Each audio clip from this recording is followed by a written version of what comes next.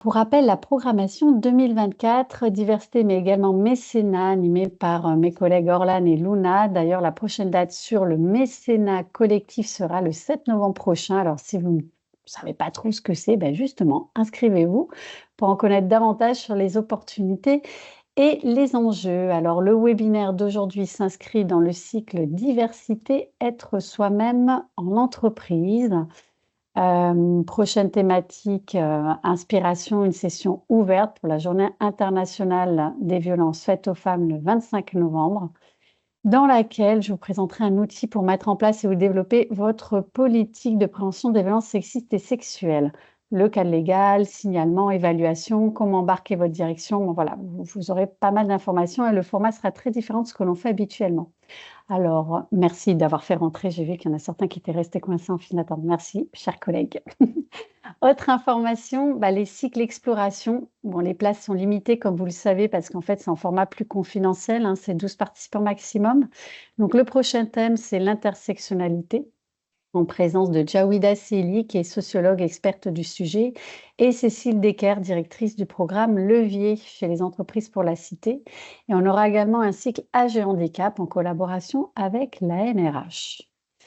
Alors, pourquoi un cycle spécifique déjà sur les aidants? Le 6 octobre dernier, comme chaque année depuis 2010, a eu lieu la Journée nationale des aidants, JNA, pour les intimes, donc portée par le collectif Je t'aide, hein. Cette journée de mobilisation vise à sensibiliser et à soutenir les millions d'aidants et d'aidantes qui œuvrent souvent dans l'ombre. Alors, on vous a mis le lien, hein, dans la conversation sur ce collectif si vous voulez en savoir plus. D'ailleurs, dans la conversation, vous aurez pas mal d'infos que vous pourrez récupérer. Donc la JNA, c'est bien plus qu'un simple événement, hein. C'est vraiment une journée qui est le point de convergence pour toutes les personnes qui sont impliquées dans le soutien aux aidants et aidantes, que ce soit les aidants eux-mêmes, les professionnels de la santé, du social ou les structures dédiées à leur accompagnement. Alors Fabiola va vous donner beaucoup plus d'éléments, mais déjà quand même un premier élément d'introduction, mais un aidant familial sur 5 est salarié.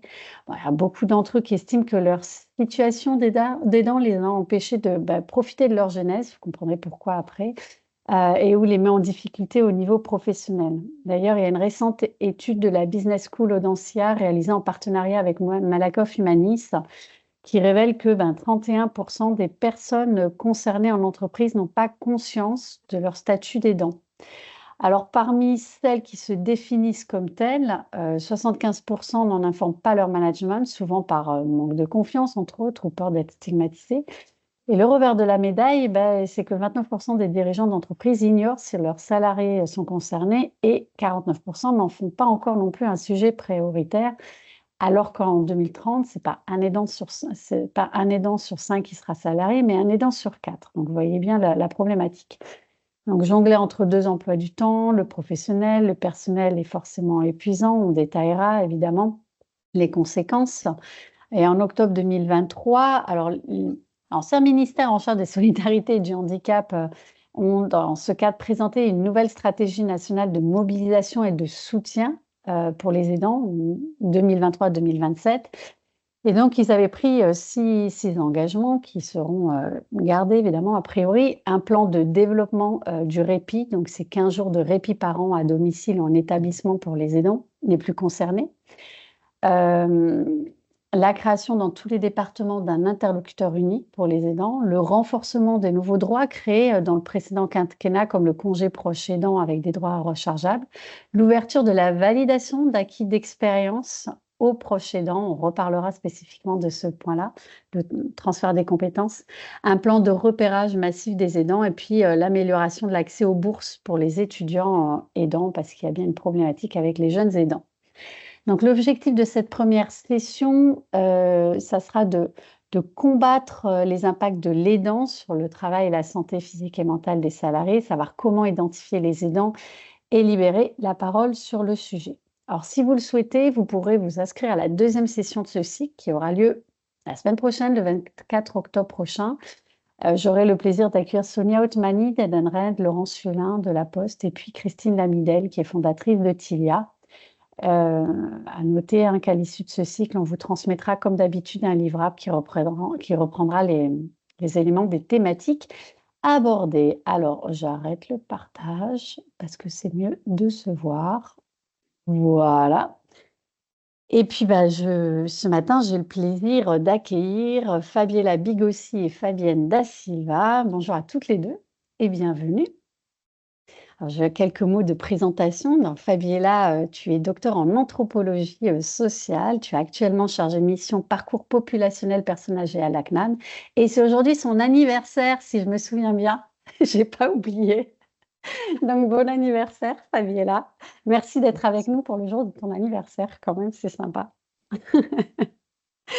Et Fabienne, Da Silva, alors tu as évolué pendant 5 ans au sein du cabinet, Consultandi, et accompagné les organisations, hein, dans le déploiement et l'optimisation de leur politique, d'emploi en faveur des personnes en situation de handicap. Ton expertise, en fait, t'amène à évoluer vers les thématiques de la diversité en intégrant le groupe JLO et fin 2018, tu as rejoint le groupe Partner en tant que responsable diversité. Alors pour tous ceux qui, viennent de nous rejoindre, bah, déjà bonjour. N'oubliez pas, on coupe les micros, on commente dans le chat et de toute façon, vous inquiétez pas, comme d'habitude, on va dédier, 10 minutes à la fin pour répondre aux questions. Alors Fabiella, pour débuter notre, webinaire, est-ce que tu peux, nous définir, vraiment le terme d'aidant, de proche aidant et nous faire en quelques mots un état des lieux, actuellement de l'aidance, en France? Bon, déjà, merci pour l'invitation de participer à ces webinaires. Je suis vraiment honorée de vous parler d'un sujet sur lequel je travaille depuis plus d'une dizaine d'années et que je suis vraiment passionnée, les proches aidants, les relations intergénérationnelles et en plus les jours de mon anniversaire. Merci. Donc, si on peut parler brièvement, alors quelle est la notion de proche aidant, c'est quelqu'un qui apporte une aide régulièrement à un proche en raison de son état de santé, de son âge ou d'une situation de handicap. On estime alors qu'en France actuellement, les aidants, c'est autour des 11 millions de personnes. Donc, des données toujours difficiles à estimer qui varient souvent entre 9 millions, 11 millions, car aussi les statistiques, les enquêtes ne sont pas si précises. Ce qui est un chiffre aussi important, c'est que 39% de ses proches aidants, ils s'en occupent de 2 personnes au plus dans cette situation d'aide, sans compter aussi ceux qui s'en occupent aussi de leurs enfants qui n'ont pas de problème, mais qui apportent encore une aide aux enfants. Quelles sont les aides alors qu'ils apportent le plus souvent? Sont des aides pour des activités du quotidien, activités domestiques, on va dire les ménages, les courses, les repas. 60% des proches aidants apportent donc des aides quotidiennes. Il y a aussi un soutien moral, donc plus de 50% des aidants apportent un soutien moral. Une aide administrative aussi représente 44% des aides apportées par les aidants et une aide au déplacement pour 40%. Si on fait, je pense que c'est intéressant, on focus particulièrement pour les proches aidants salariés.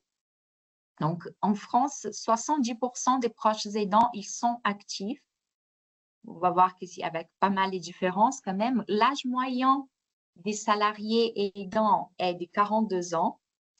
44% de ces salariés, ils estiment qu'ils ont des difficultés quand même à concilier leur vie professionnelle et leur vie personnelle, donc leur rôle d'aidant. En aidant sur 3, ils estiment qu'ils ont perdu aussi en productivité au travail dès qu'ils sont aussi acquis cette identité, ces rôles d'aidant. 45%, ils ressentent un impact sur l'organisation de leur travail et pour assurer alors leur rôle d'aidant, il faut savoir que 49% des salariés, ils doivent prendre des congés ou des RTT. 29% doivent faire recours à l'arrêt maladie, ce qu'on sait qu'à long terme, ça joue aussi un impact très important dans la désinsertion professionnelle. Et 27% doivent encore faire recours au congé sans solde. Donc, ce sont des impacts vraiment assez importants, on va dire, pour ces salariés, pour ces personnes qui sont aidantes et aussi salariés. Si on réduit aussi encore dans la population des salariés aidants, si on prend les cas des parents aidants salariés, donc on rajoute encore ces rôles des parents, on voit que 75% de ces parents aidants salariés, ils n'ont pas parlé de leur situation à leur employeur. Et c'est toujours par une crainte des retombées négatives que cette annonce pourrait avoir sur leur carrière. Ils s'imaginent qu'ils auront plus des difficultés à l'évolution des carrières au sein de l'entreprise, plus de responsabilités. Et dans ces cas, donc aussi, il y a une question des genres que je pense qu'après, je mentionnerai plus en détail, mais qui c'est important aussi d'avoir toujours en vue, c'est que 51% des mères et 8% des pères, ils déclarent avoir réduit leur temps de travail.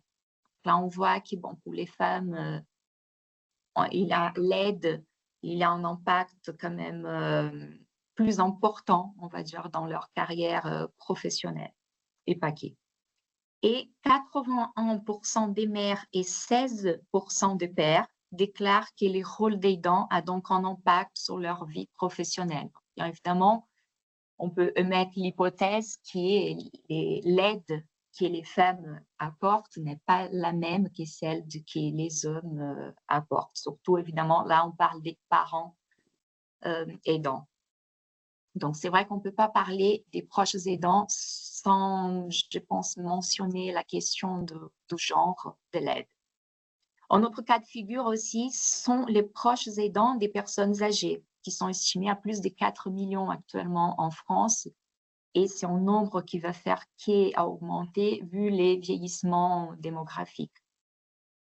Donc, dans ces cas des proches aidants des personnes âgées, 53% des aidants sont des enfants des personnes âgées, en sachant que 8% cohabitent avec les parents âgés à qui ils dispensent une aide.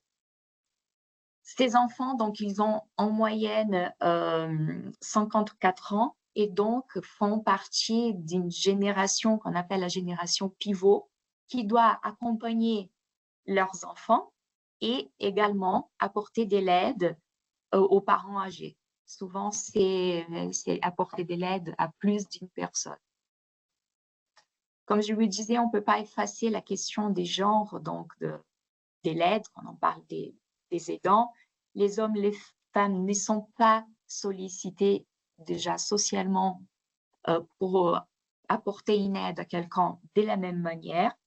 L'aide qu'ils apportent n'est pas la même. On attend surtout, on va dire, des hommes une aide financière, tant que les femmes, c'est vraiment une aide en tant qu'heure de proximité, heure de travail, on va dire, auprès de la personne qui a aidé. Très souvent, en fait, malheureusement, l'aide est encore en affaire, on va dire, des femmes. Très rares exceptions existent quand même, comme l'aide apportée au sein des couples et surtout des couples âgés. Parce que ce sont des couples en moyenne d'âge de 40 ans, entre 30 et 45 ans, c'est plutôt les divorces qui vont s'opérer et pas. Donc, quand on parle du genre, il faut prendre en compte que 60% des aidants des personnes âgées sont des femmes, 63% des jeunes aidants, donc les aidants de moins de 25 ans, sont aussi des jeunes femmes, des filles. 80% des proches aidants d'enfants sont des femmes. Donc là, on voit vraiment l'impact qu'il peut avoir sur la vie professionnelle.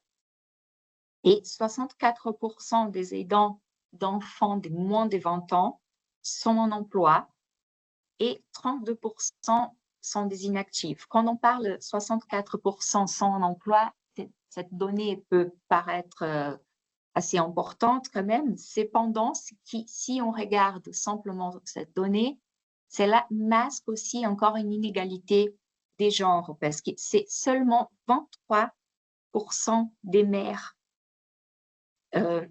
aidantes en couple qui sont à temps plein, tant que 83%, il y a des pères, ils peuvent continuer donc à être à plein temps.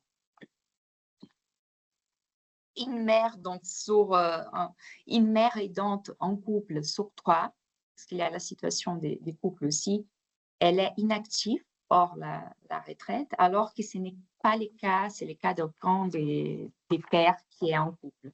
On privilégie évidemment l'emploi du père, parce qu'il y a, en plus des conditions sociales des genres, on sait aussi qu'il y a une question des salaires. Je mentionnais brièvement les jeunes aidants aussi, parce que je pense que c'est un sujet assez important. Ils sont très souvent désignés comme sous le terme des co-aidants. Et donc, co-aidants qui parlent des co-aidants sont considérés secondaires, en fait, dans l'aide, dans la dispense d'aide. C'est quand on va faire une approche plus qualitative d'écouter ces jeunes, on voit que l'aide qu'ils apportent n'est pas si secondaire que ça. Et souvent aussi, ces jeunes, donc, ils ne se perçoivent pas comme des aidants, car cette aide aussi qu'ils apportent, elle est un peu perçue comme naturelle, on va dire. Ça, ce n'est pas quelque chose d'exclusif des jeunes aidants, mais de tous les aidants qui ne se reconnaissent pas en tant que tels ou qui naturalisent cette idée d'apporter une aide à quelqu'un. C'est vrai que souvent, je pense que vous avez déjà entendu parler des dons naturels. Et c'est un terme on essaye de construire. Et cela a fini évidemment pour exclure, on va dire, ces personnes de ce scénario des aidants. Aussi, il y a beaucoup de jeunes aidants qui ont conscience de l'aide qu'ils apportent, mais ils craignent beaucoup à dévoiler la situation parce que par peur d'être stigmatisés, par peur pour les plus jeunes de voir intervenir les services sociaux. Et donc, le message que je souhaite passer très rapidement aussi, c'est que les jeunes aidants sont une population assez difficile d'identifier et pourtant, ils sont parmi les populations, je dirais, les plus fragiles des proches aidants sur qui il faut absolument faire attention, surtout dans cette période de construction, on va dire, d'une vie professionnelle, scolaire. Voilà. Merci. Je sais que c'est beaucoup de données, mais après, elles seront Mais disponibles. oui, mais qui sont effectivement importantes et justement sur l'aspect intersectionnalité qui nous intéresse toujours chez LEPC et l'aspect genré, comme tu le disais, effectivement, les hommes sont plus finalement des pourvoyeurs de ressources. On parle d'eux souvent comme un auxiliaire finalement de la mère, mais ce qui met aussi les femmes aidantes dans des situations de précarité parce qu'elles interrompent souvent leur travail, comme tu le disais, ce qui fait que l'accès à l'emploi après est beaucoup plus difficile, la retraite forcément est moindre et puis parfois elles veulent tenter de divorcer parce qu'il y a des problématiques dans le couple, mais finalement elles ne le peuvent pas. Parce qu'il y a ce poids économique aussi qui est important. En préparant ce webinaire aussi, on avait beaucoup parlé de l'impact sur la santé mentale et physique et des démarches à mettre en place pour l'améliorer. Est-ce que tu peux nous en dire davantage en 5 minutes avant qu'on passe la parole à Fabienne? Oui, alors les proches aidants, c'est vrai qu'en effet, il y a de nombreuses études qui montrent qu'ils sont plus nombreux à déclarer des maladies chroniques telles que l'arthrose, les rhumatismes, l'hypertension, les maladies cardiovasculaires, à avoir aussi un taux de cholestérol plus important, surtout chez les femmes. Les proches aidants, ils présentent également des niveaux de stress bien plus élevés. Ils rapportent des niveaux de bien-être plus faibles que les non-aidants. Et 56% des proches aidants, ils se disent connaître une certaine ou même beaucoup des tensions liées à l'aide qu'ils apportent à quelqu'un. Les proches aidants des personnes donc très dépendantes, que ce soit des enfants ou des personnes âgées ou atteintes des maladies neuroévolutives, ils rapportent davantage des problèmes psychologiques. Donc, plus c'est lourd d'accompagner quelqu'un, plus les mal-être psychologiques il est plus important. Parce qu'également, sont des aidants qui sont plus vulnérables à l'isolement social et qui rencontrent des très importantes contraintes des temps qui vont également impacter leur vie, leur santé mentale. L'aide aussi impacte négativement les suivis médicaux pour 15% des proches aidants. Ces pourcentages, il atteint 31% pour les aidants qui cohabitent avec la personne aidée, donc les parents d'enfants, les parents aidants, on va dire, ou ceux qui habitent avec des personnes âgées aussi. Et ces suivis médicaux, il a délaissé aussi de leur propre santé, il a délaissé par 21% des aidants âgés entre 50 et 64 ans. Donc, c'est pourquoi je vous parle de ces données, parce que je pense que dans les entreprises, en fait, la médecine du travail, elle doit être vue comme une alliée dans les repérages des proches aidants, mais également dans l'accompagnement des proches aidants. Donc, les impacts les plus ressentis, c'est 31% disent qu'ils l'aide a un impact sur leur vie sociale, 29% sur leur morale, sur les sommeils, sur la santé. Et aussi, il y a un grand sentiment, un ressenti de solitude de la part des aidants. 50% des aidants, ils disent qu'ils se sentent vraiment seuls dans leur rôle. Et cette solitude, on peut la comprendre de différentes façons. C'est ils n'ont pas l'accompagnement, ils partagent pas ces rôles avec d'autres aidants, mais aussi ils se sentent seuls parce qu'ils sont pas accompagnés par l'État, par les institutions. C'est voilà. Les aidants évidemment qui apportent plus des 34 heures d'aide par semaine ou sont présents au quotidien sont ceux qui déclarent alors de façon plus fréquente un ressenti négatif de l'aide. Ils sont bien plus nombreux, par exemple, à déclarer qu'ils ont l'impression d'apporter une aide à quelqu'un ou faire des sacrifices dans leur vie ou qui affectent vraiment leur santé. Donc, c'est aussi les temps de l'aide qui a un impact. Et évidemment, après, on va parler, mais l'aide aussi, il y a des effets positifs. Comment aider ces aidants? Alors, rapidement, on peut dire que déjà, les aidants, ils insistent en premier lieu sur l'importance d'un accompagnement soignant et médico-social approprié pour les personnes aidées. Mais aussi les besoins donc des aidants, c'est besoin d'information, des soutiens, des répits, des aides, que ce soit des aides humaines, juridiques, matérielles, techniques, financières. Il y a pas mal d'aides qu'ils souhaitent avoir. Il y a également donc des interventions éducatives, des groupes, des paroles entre pairs, des formations, des interventions psychologiques aussi pour accompagner les aidants qui peuvent être réalisées en groupe ou en individuel. Il y a des interventions sociales qui existent aussi en présentiel, à distance, pour diminuer ces ressentis d'isolement et qui sont proposées par les communes et les associations qui ont un rôle très important dans l'accompagnement des aidants pour leur aider en fait à prendre soin des soi et à ne pas se délaisser. Mais avant, encore, il faut qu'il soit reconnu en tant que tel. Si on pense, donc, il y a une étude assez récente de 2023 qui parle évoque les 5 premières attentes des salariés aidants. Donc là, on parle précisément les salariés.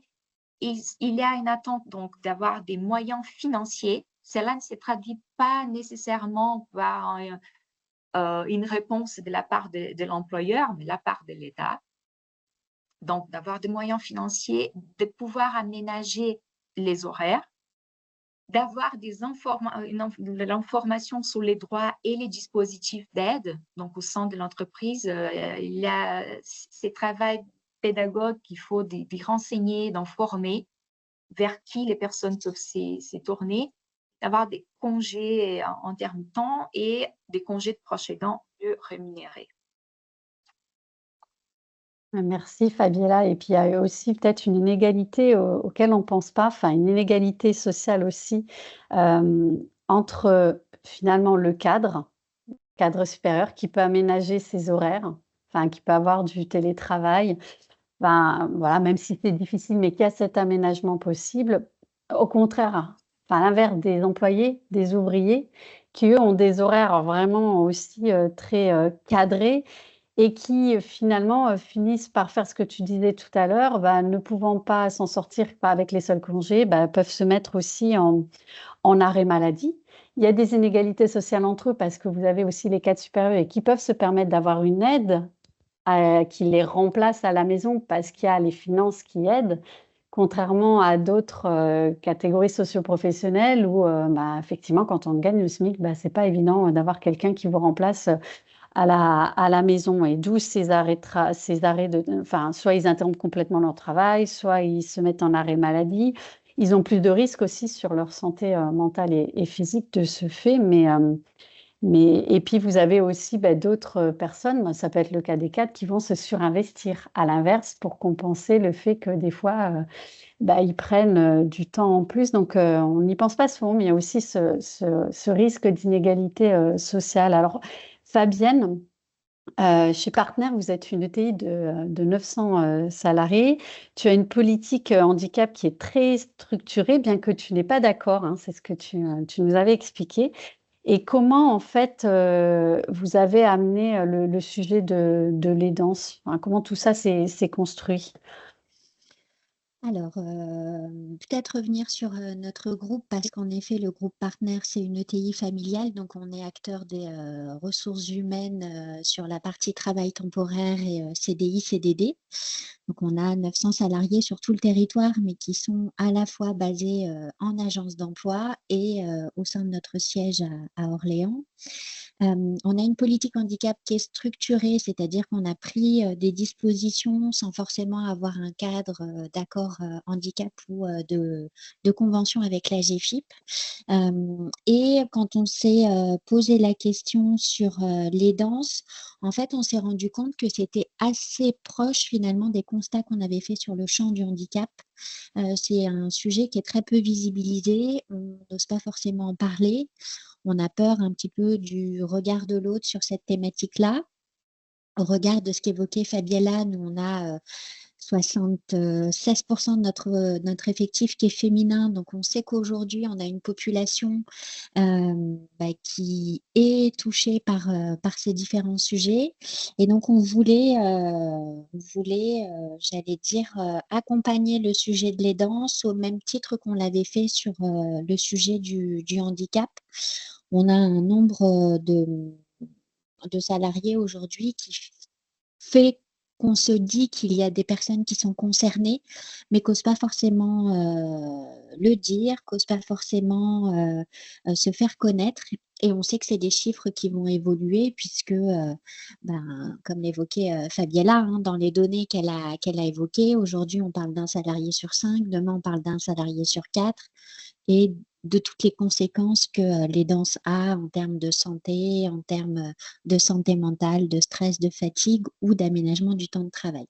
Donc on a croisé un petit peu tous ces éléments et puis, on a souhaité, dans un premier temps, commencer à travailler sur, des jours, de congés, dédiés, pour, les salariés qui sont proches aidants avec, une facilité de mobilisation. C'est-à-dire que, c'est des personnes qui souvent sont confrontées à des démarches administratives qui peuvent être plus ou moins complexes, parce que, voilà, on sait qu'aujourd'hui sur les démarches administratives, c'est parfois compliqué. Donc sur le sujet de l'aidance, on a voulu faire, très simple, possibilité du coup, via le service RH de mobiliser ces jours et permettre, aux collaborateurs de pouvoir, plus facilement, être sereins quand ils prennent ces jours, sans qu'il y ait forcément, j'allais dire, de nécessité d'informer, j'allais dire, toute une partie, de la strate managériale. Voilà, c'est des choses qui peuvent se faire,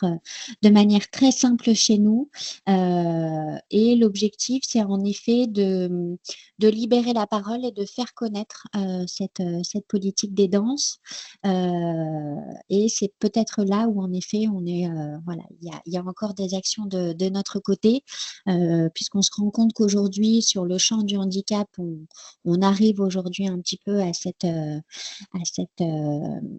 cette libération de la parole, mais qu'on a peut-être encore un peu moins sur le sujet de l'aidance, parce que c'est quand même un sujet qui est encore méconnu, parce que c'est encore un sujet qui est empreint, d'un certain nombre de freins et du coup, c'est là où il faut encore que l'on accompagne nos salariés et je dirais principalement nos salariés au siège, parce qu'en agence, on est sur, des équipes qui font 2-3 personnes.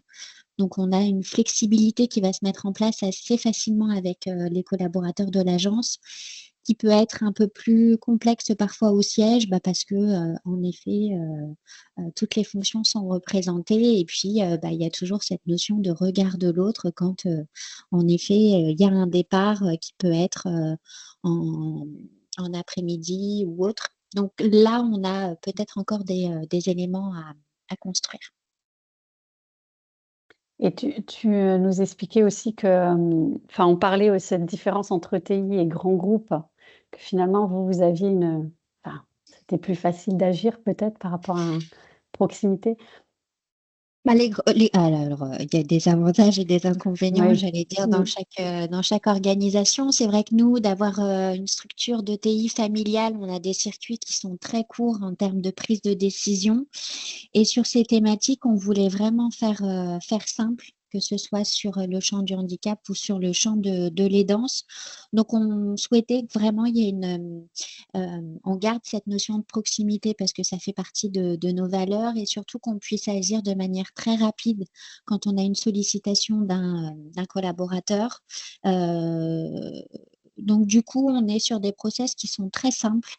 C'est une attestation, j'allais dire à compléter, une attestation sur l'honneur et puis ensuite les jours sont, ajoutés au compteur et comme ça le collaborateur les mobilise, à sa guise, au regard, j'allais dire, des besoins, soit par rapport à ce qu'évoquait Fabiella sur, les soins, les activités, quotidiennes, tâches ménagères, soit, tout simplement pour un temps de répit aussi, parce qu'il peut y avoir une charge, à la fois côté, travail ou à la fois côté, mental, émotionnel et donc voilà, d'avoir aussi un jour de répit, ou des demi-journées qui puissent se mettre en place.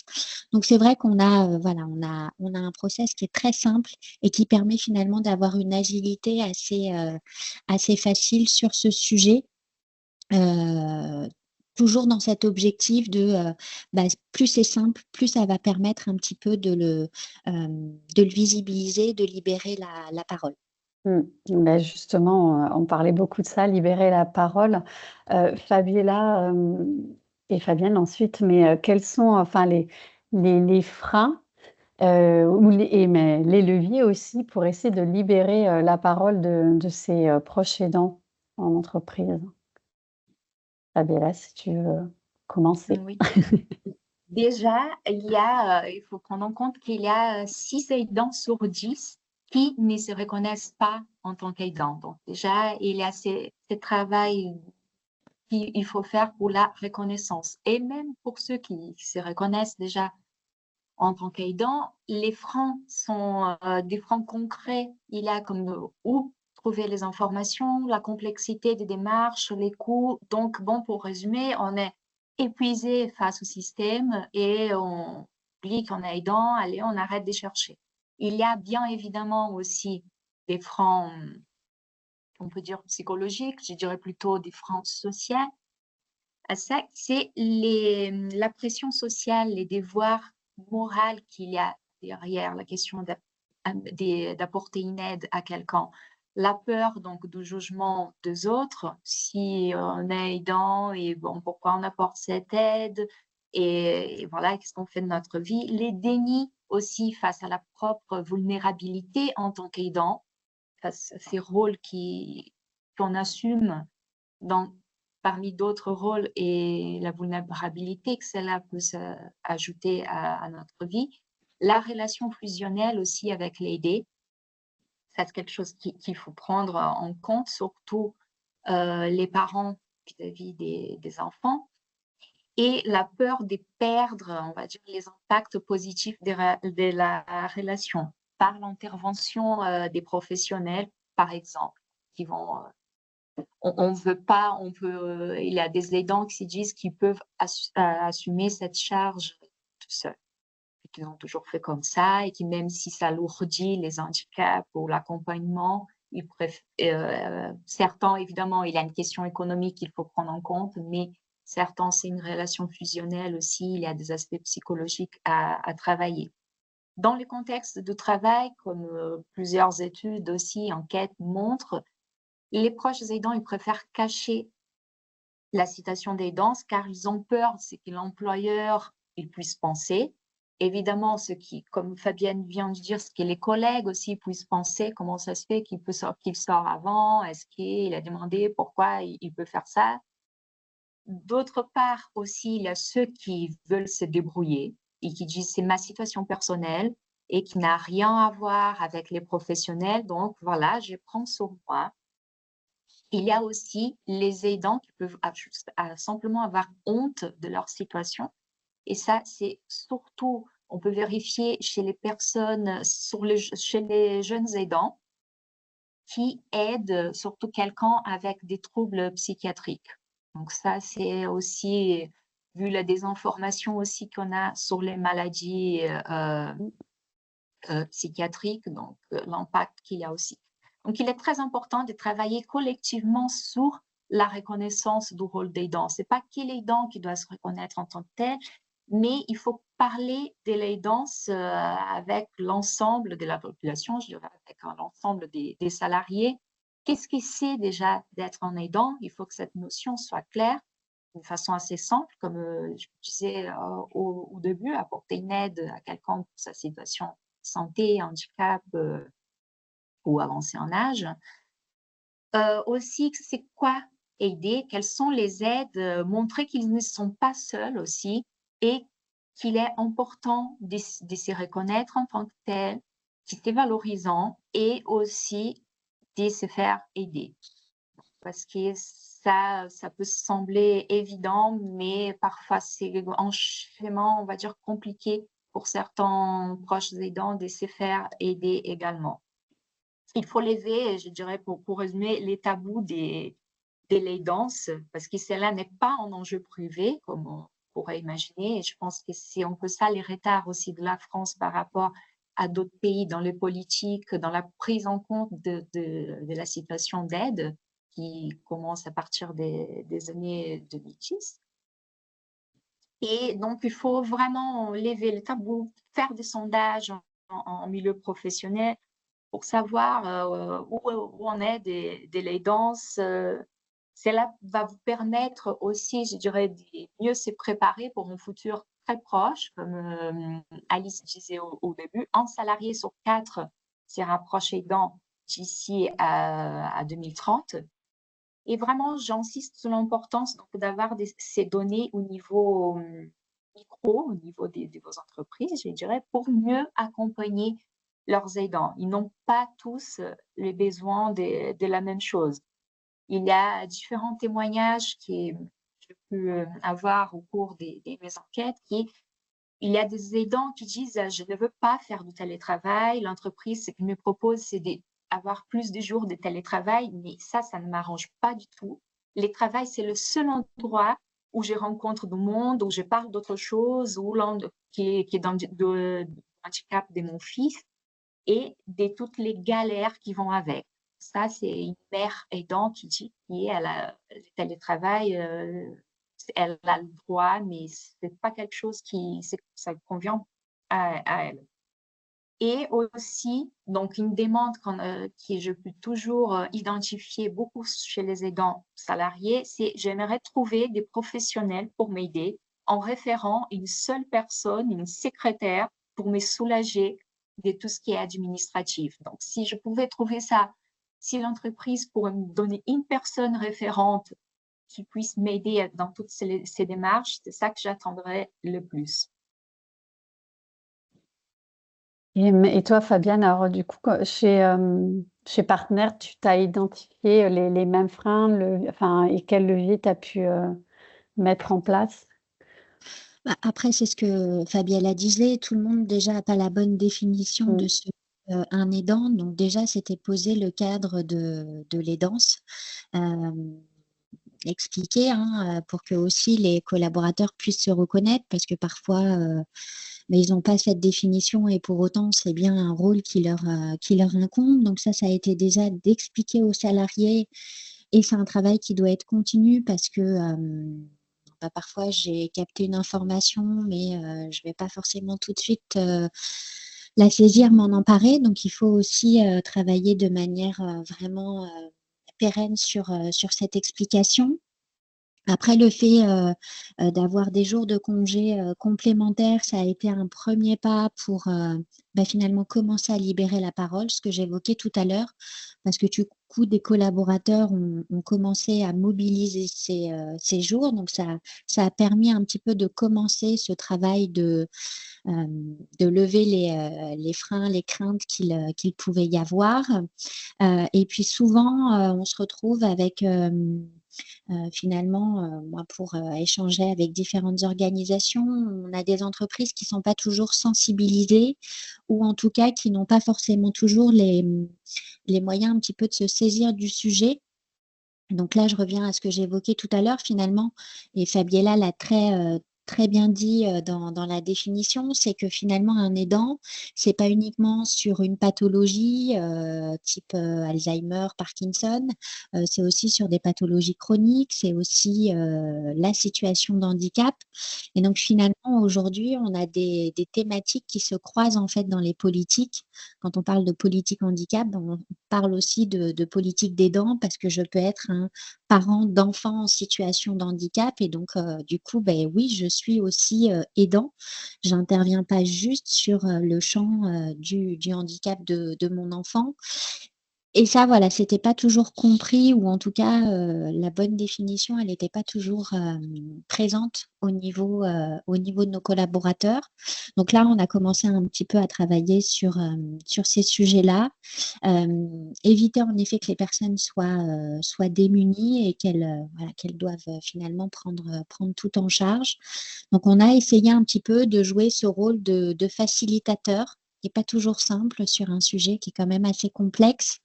On parlait, il y a en effet différents congés qui peuvent être pris, mais ça reste beaucoup de choses administratives qui peuvent finalement plus alourdir que faciliter. Donc nous, vraiment, la manière dont on l'a construit, c'était vraiment d'avoir vraiment ce rôle de facilitateur auprès de nos collaborateurs. Merci Fabienne. Et puis peut-être dernière question à toutes les deux avant qu'on passe aux questions-réponses. Mais là, on l'a vu, les salariés aidants craignent de ne plus évoluer aussi professionnellement. C'est peut-être pour ça qu'ils se taisent. La parole n'est pas libérée.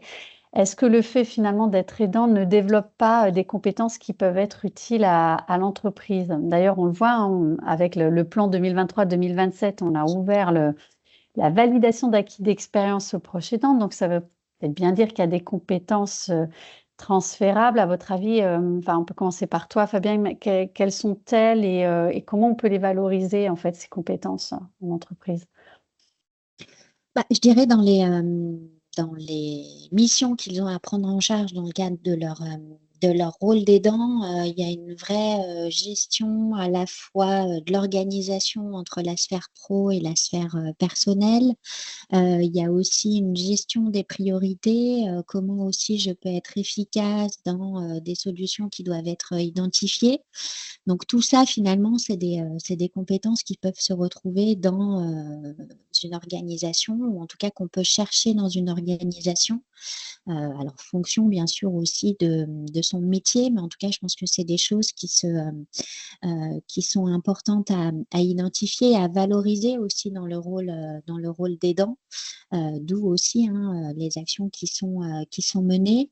Et donc finalement, à titre pro comme à titre perso, on arrive vraiment à avoir une vraie gestion optimum, j'allais dire, même si aujourd'hui, c'est vrai qu'il y a des collaborateurs qui doivent parfois aménager leur temps de travail, mais l'aménagement, et Fabiella le rappelait à juste titre tout à l'heure, c'est que finalement, le cadre professionnel, c'est une vraie soupape. C'est ce qui permet un petit peu de se libérer, de décharger un poids qu'ils ont. Et donc, c'est plutôt finalement aux managers d'aller valoriser en fait cette situation d'aidance et qui va permettre aussi derrière sur du projet ou autre de pouvoir valoriser le collaborateur.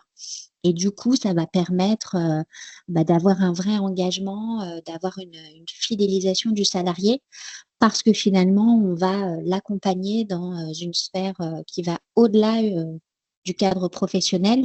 Et donc, cette prise en compte va faire que derrière, il y a il y a une reconnaissance et il y a ce sentiment d'appartenance qui va être développé. Tu veux compléter aussi, Fabiella, sur les Oui, compétences? ouais, juste en mots, donc les proches aidants, même, ils reconnaissent qu'il y a une acquisition des nouvelles compétences qui est très importante, sont très importantes pour les cadres professionnels, qui sont des compétences techniques et humaines. Avec l'engagement, comme Fabienne a mentionné, il y a aussi, je pense que les proches aidants apportent énormément d'empathie. C'est essentiel pour collaborer, pour travailler en équipe ou pour vivre en société tout court.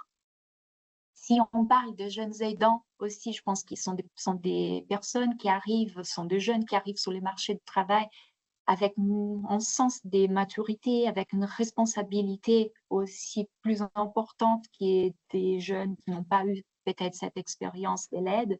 Et donc, comme c'est important de les valoriser aussi, ces jeunes aidants qui ont déjà un bagage, et ça peut paraître, on peut forcer de vous dire c'est là, mais pour beaucoup d'aidants, en fait, comme Fabien aussi a mentionné, les cadres professionnels est le seul où ils se sentent épanouis et qu'ils se sentent vraiment exister au-delà de l'aide. Donc, c'est par le travail qu'ils ont et qui maintiennent des relations amicales, qui parlent d'autres sujets, qui se sentent vraiment inclus et valorisés socialement.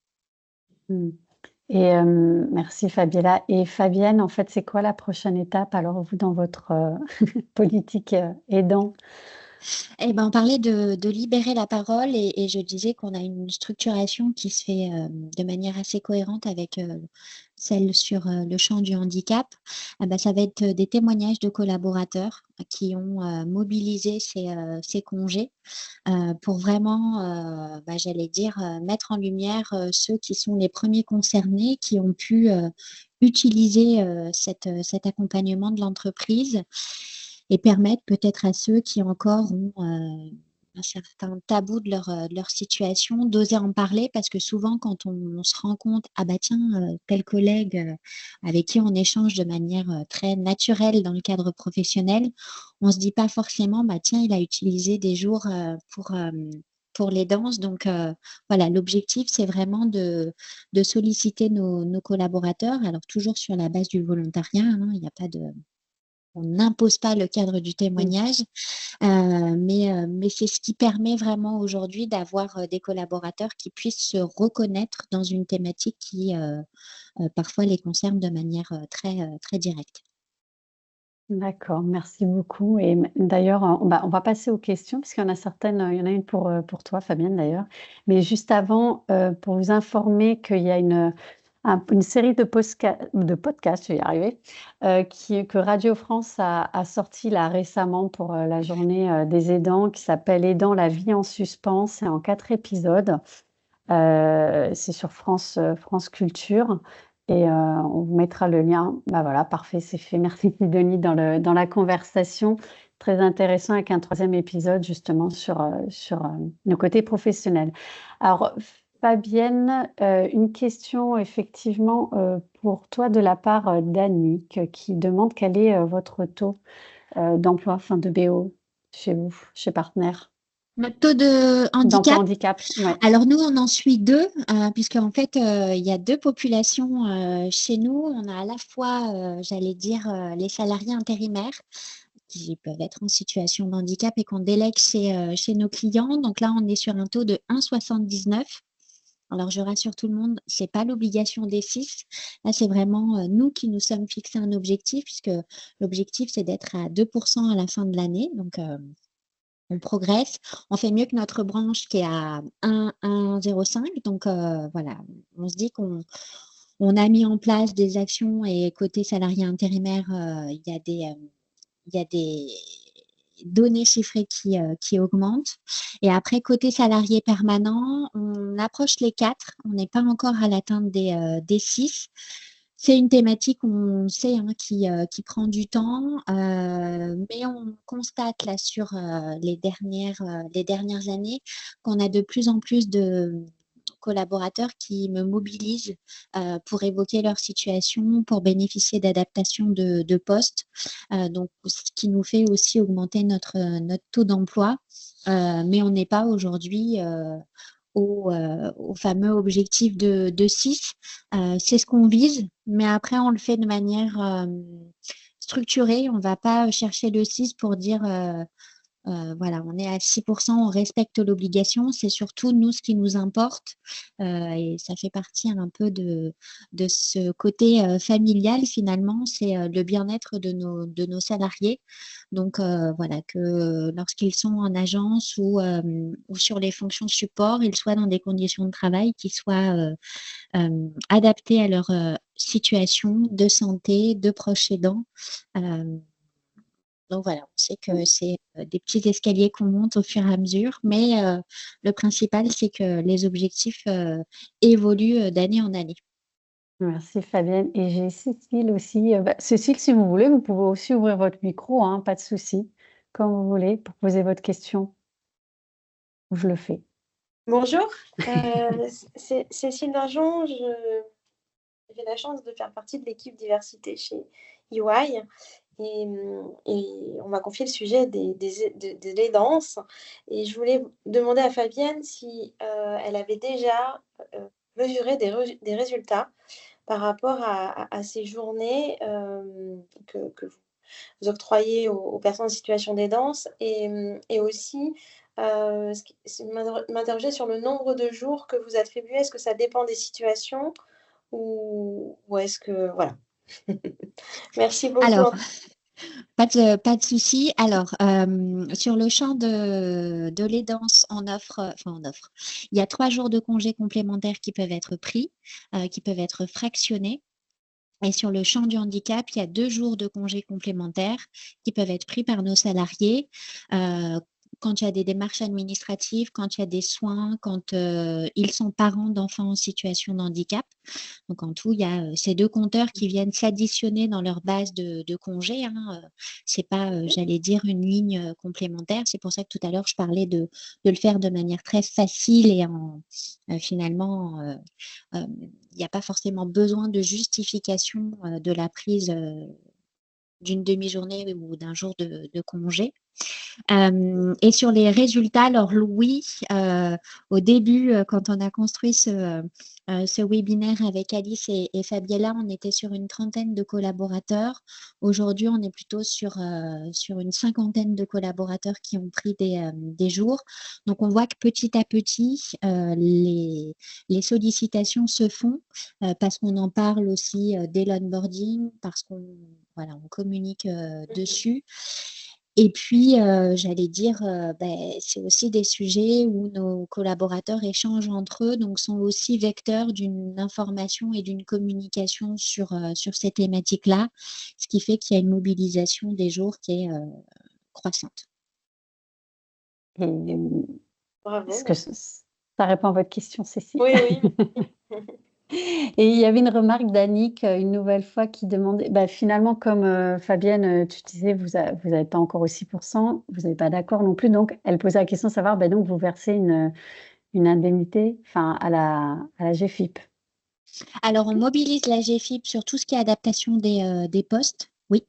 Que ce soit pour nos salariés permanents ou pour nos salariés intérimaires, hein, puisque quand on a des salariés intérimaires qui ont besoin d'adapter les EPI ou sur les postes de travail, on fait les demandes d'intervention avec la GFIP, au même titre que pour nos salariés permanents. Donc, on- on passe avec nos interlocuteurs du Cap Emploi et de la GFIP pour avoir des cofinancements sur les adaptations des postes. Ouais.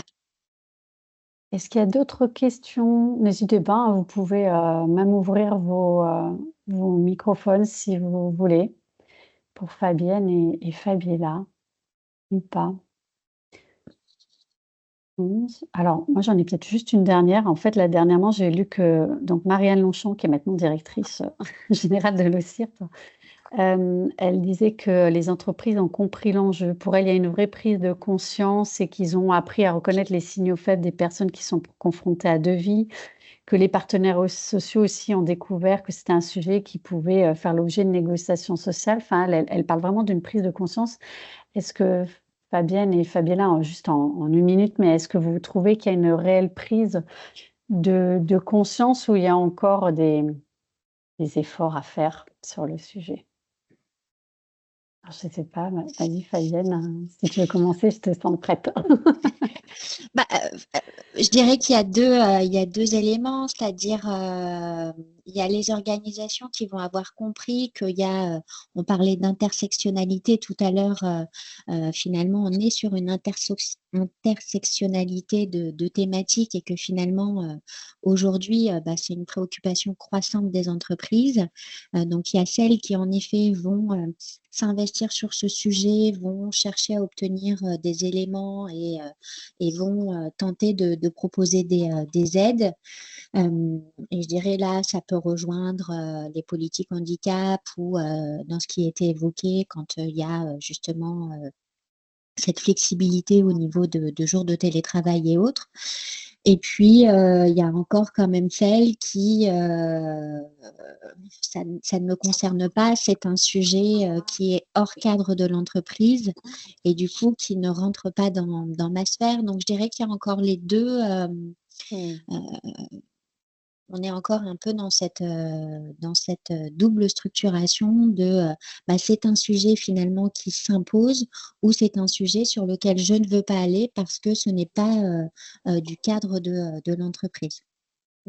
Même chose pour toi, Fabiola, en une petite minute, j'ai un peu dépassé, mais en même temps, Alors intéressant. moi, je suis une optimiste, donc je crois que oui, que ça s'améliore, qu'il y a une prise de conscience, mais en même temps, je pense que c'est une prise de conscience un peu forcée, parce qu'on voit bien, on n'arrête pas de parler de vieillissement démographique, et donc c'est là que je pense que c'est à ce moment-là qu'on donne plus de visibilité aux proches aidants, même si jusqu'à maintenant, on a toujours oublié ces femmes qui laissent de côté leur vie professionnelle parce qu'elles doivent s'en occuper des enfants handicapés. Donc, je pense qu'il y a une prise de conscience. Je pense que ce n'est pas une action si volontaire, je dirais, mais bon, à un moment, je pense qu'on nous sommes forcés à faire face au sujet. Mais en tout cas, merci beaucoup à toutes les deux pour vos interventions. On va laisser Fabiola fêter son anniversaire maintenant. Au Et puis, travail.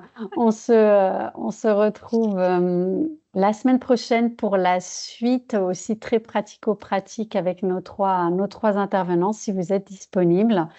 Et puis, vous aurez de toute façon le livrable, le replay, la totale. Le replay dans pas longtemps si vous ne pouvez pas venir à la seconde session. Mais voilà.